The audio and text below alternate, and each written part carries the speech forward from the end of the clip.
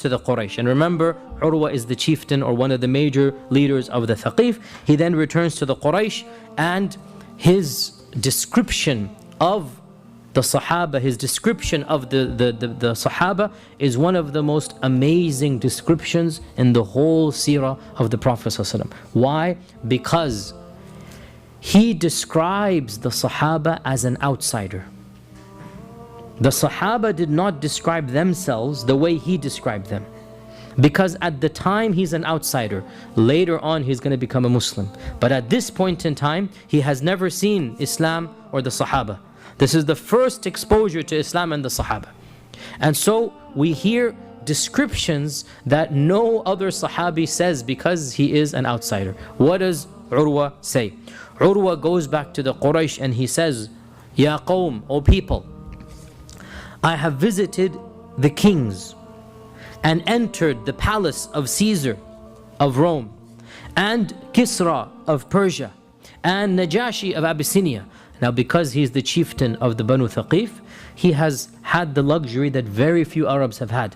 That he has literally had the honor of going to the Caesar's palace, the Sassanid emperor's palace, and Najashi's palace. He is Urwa, he is the chieftain of Thaqif, he is from the tribe of the city of Ta'if. So he has that honor that he can say, I have been to all of these leaders. Guess what he says? Wallahi, I have never seen any king being shown respect the way that Ashabu Muhammad show respect to Muhammad sallallahu alaihi wasallam. Neither Rome, nor Persia, nor Najashi. No one has that amount of izzah that the ashab of Muhammad sallallahu alaihi wasallam have for Muhammad. Wallahi, ma nakhama nukhama, he didn't even spit, except that one of the Sahaba caught that spit before it touched the ground and rubbed it on his face and body for barakah, right? That the Prophet, and never did he wash himself with wudu, except that كادوا يقتتلون على وضوئه. It is as if they were fighting one another to catch those drops of water coming from him. Now subhanallah, none of the Sahaba told us this. Why? Because they took it for granted. It's nothing weird to them. And there's also an element of modesty. Like, we're not going to tell you this, right? But here we have Urwa ibn Mas'ud as an outsider. He's never seen such a bizarre scene in his life, right? Who amongst the kings can say when they spit, somebody jumps and catches that spit? Wallah, you think about it. This is not, you don't do this for any normal human being, right? Who amongst the kings, when he washes his face, the water does not reach the ground because there are Sahaba that are just going to catch the water and then put it on themselves. And Urwa goes on, that if he wanted to command them something, he only needed to raise his face and look, and they would race to see who would be the first to do that command. Without even opening his mouth, the Sahaba are there to do his every beck and calling. And he says that when he spoke, they all lowered their heads and their voices in front of him, and none of them would look at him directly out of haiba and respect. There is no king in the world except that his minister, his vizier, people look at him and talk to him. Even if they address him with respect, but the whole audience is looking at the ground, nobody. You speak to them directly. And the Prophet did not command them to do this, obviously, but it is natural. It just comes. In Arabic it's called haiba, and haiba in English it means the immense respect. That there's so much respect, they're not even looking up directly at his eyes. And this reminds all of us, it should remind us of that famous hadith of Amr ibn al-As radiyallahu ta'ala an. Amr ibn al-As, who was one of the last Sahaba to accept Islam before the conquest of Mecca. He was one of the last Sahaba. And what did Amr ibn al-As say? That wallahi, there was nothing more beloved to me than to stare at the Prophet sallallahu alaihi wasallam. But if you asked me to describe him to you, I couldn't do that because I could never raise my head and look directly at him out of haiba, out of respect for him. That he's battling himself to look at the Prophet ﷺ, right? Because on the one hand, he loves to look at him. It's beauty emanating. As the hadith of Jabir that looked at the full moon and looked at the Prophet and wallahi, the Prophet is more beautiful than the full moon, right? And then on the other hand, he cannot look at him. Why?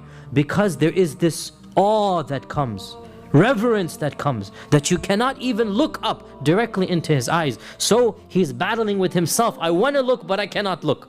And this is what this exact narration reminds us of. That he himself, Urwa, as a non-Muslim, is saying that they would never look at him directly in the face, ijlalan wa haybatan, out of jalal, out of respect for the Prophet sallallahu alaihi wasallam. Now, what I find absolutely amazing, I don't know if any of you caught this bit. What happens to Urwa in 1 hour? What was he saying at the beginning of this hour? What did he say at the beginning? Who are these people? Right?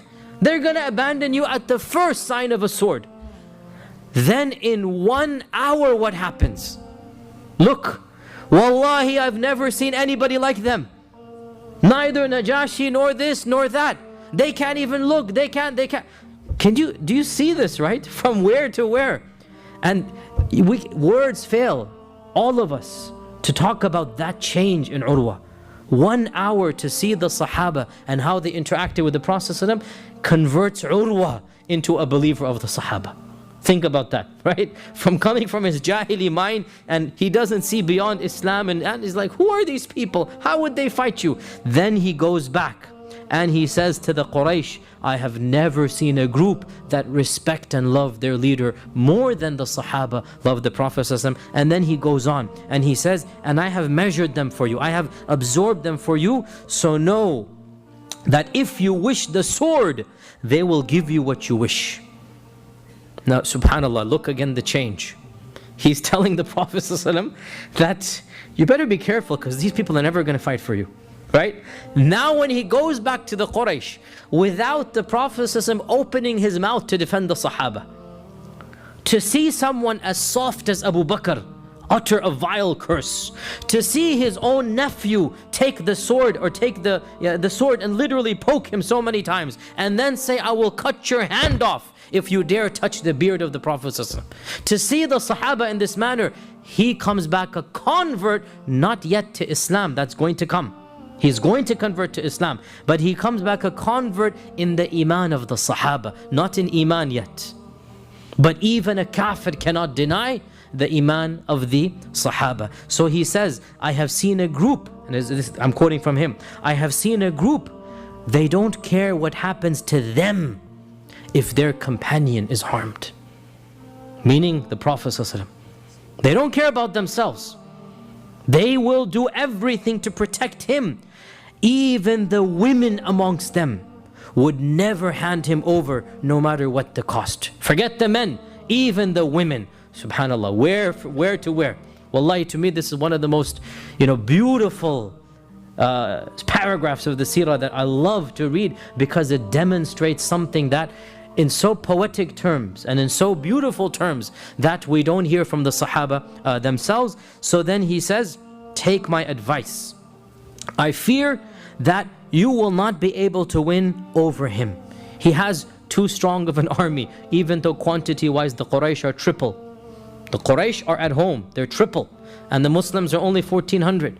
But still, he says, I fear you won't be able to beat them. And besides, now he gets soft and he says, he is a man that has come to this house wishing to honor it and with sacrificial animals, but instead he is being deprived and denied and prevented.